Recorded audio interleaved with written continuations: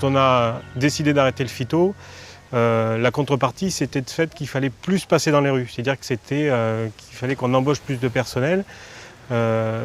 L'idée ici, c'était pas d'aller vers cette option-là, c'était de travailler sur l'organisation du travail en équipe avec la gestion différenciée d'espace 1, 2 et 3, avec plus ou moins d'entretien dans chaque secteur. Et ce choix-là nous a permis de vraiment gagner du temps à Jean et de ne pas avoir à compenser l'arrêt du phyto par de l'embauche de personnel. Il faut gagner du temps, donc le temps, faut qu'on trouve des solutions qui vont le plus vite et qui soient adaptées à notre commune. C'est la rotophile qu'on utilise le plus avec la balayeuse qu'on a depuis le mois d'avril. Quand on peut éviter certaines fleurs, on les laisse. Ça apporte un peu de biodiversité. Ici, on est sur une zone où on intervenait en phyto. Alors cette zone-là, faut savoir qu'elle était traitée 3 fois dans l'année. Donc là, on a essayé de trouver une solution. Donc on s'est dit pourquoi pas, comme il y avait un peu de sédiment, c'est-à-dire un peu de matière de terre sur un bicouche, on s'est dit pourquoi pas l'enherber. Alors l'avantage aussi de cette herbe, elle nous permet l'été d'avoir une réduction de chaleur sur les trottoirs.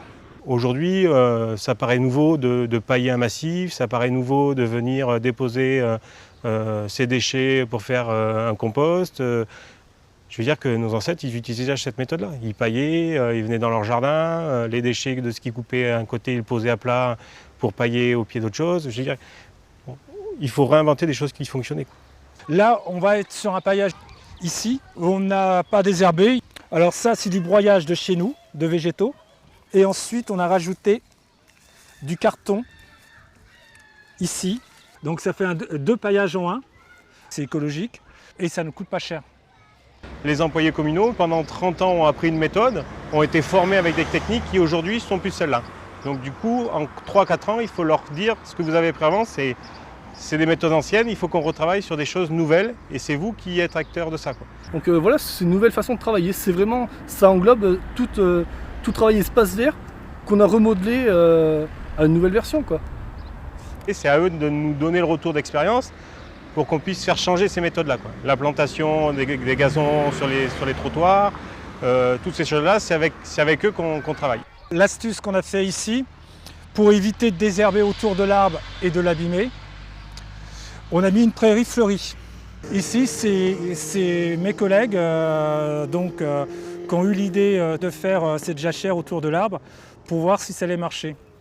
Ils ont des solutions plus adaptées au terrain.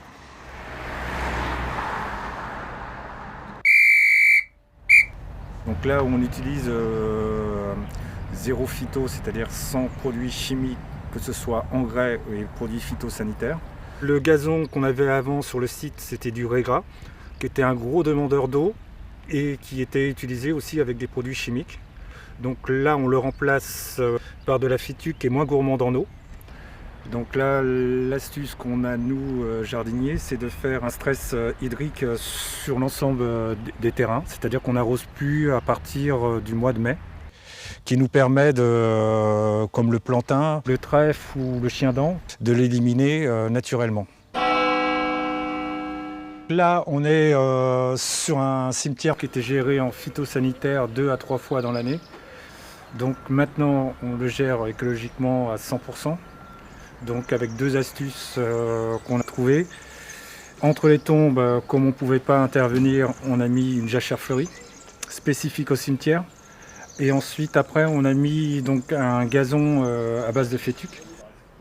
Du coup, avec ces méthodes nouvelles d'absence de produits, on a pu retrouver en ville et dans les espaces qu'on entretient de la biodiversité qui revient. C'est-à-dire qu'il y a des insectes qui se sont installés, des vers de terre dans les espaces des parcs, on revoit des abeilles. Les papillons, les chenilles, il y a de tout, quoi.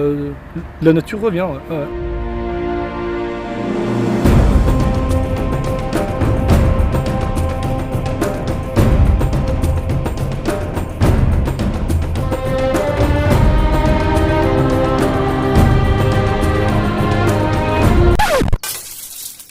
Non mais attendez, la nature, c'est dans la nature, c'est dans un pré, c'est dans... Non, on ne veut pas les routes avec tout ça. Aujourd'hui, on se fait toujours alpaguer comme quoi le quartier est sale. Combien de temps il faudrait pour qu'on n'ait plus cette appréhension de l'herbe qui est synonyme de sale, je ne sais pas, il faut qu'on y travaille encore à mon avis au moins 2-3 ans. Ça c'est très compliqué. C'est très compliqué parce qu'il faut faire prendre conscience à nos administrés que la commune est propre, même si il y a de l'herbe qui pousse sur les trottoirs. Donc il faut qu'on change les mentalités, il faut qu'on communique. Et pour l'instant, on l'a fait déjà un peu, mais sûrement pas assez. Les habitudes sont difficiles à changer. Si nous, services techniques de l'île d'Espagnac, on ne traite plus les trottoirs avec des désherbants, il ne faut pas que nos administrés le fassent à notre place. Il faut qu'ils acceptent d'avoir un petit peu d'herbe sur leur trottoir ou alors de l'enlever mécaniquement. Le désherbage manuel est mieux quand même, hein, plutôt que de mettre des produits chimiques. Moi, ça ne me dérange pas du tout de voir de l'herbe. Je préfère voir de la verdure que du ciment ou du bitume. Le label Terre Saine, pour nous, c'est une chance qu'il faut qu'on utilise parce que ça nous permet de faire mieux comprendre à nos administrés. Et ça va nous aider à les convaincre que la démarche est bonne. Que la démarche est bonne pour la commune, que la démarche est bonne pour l'environnement, que la démarche est bonne pour eux. Donc c'est un argument de plus.